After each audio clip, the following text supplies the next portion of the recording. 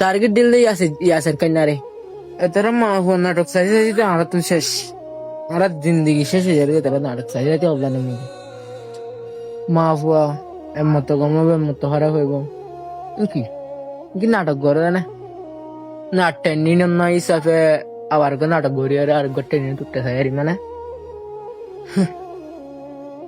এটা শুদ্ধি আর প্রমাণ দেখালে আর অলরেডি এতদিন মানুষ তো ফোন নিতে পারবি শুরু করে এখন লইয়া কেন আর ফোন নিতে আর এখন সাইডে নিজে শুরু করি তাই অরিজিনাল শুদ্ধি না প্রমাণ দেখালে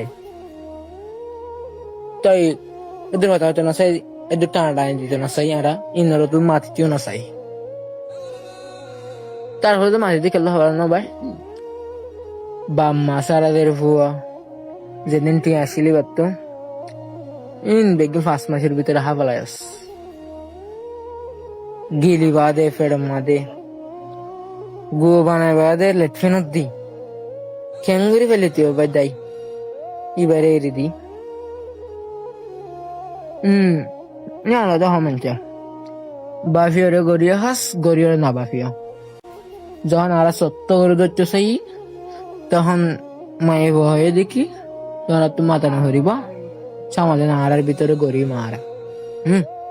নামাতিলাম বিড়ি তুলিলাম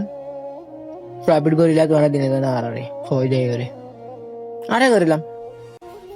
তো লাস্ট তুম মায়ে ভাই কি হইলো আর এর ফিনিল্লাহ ইতাল্লাহ যে ভিডিও বানায় তারা ফায়দাই মনে হয়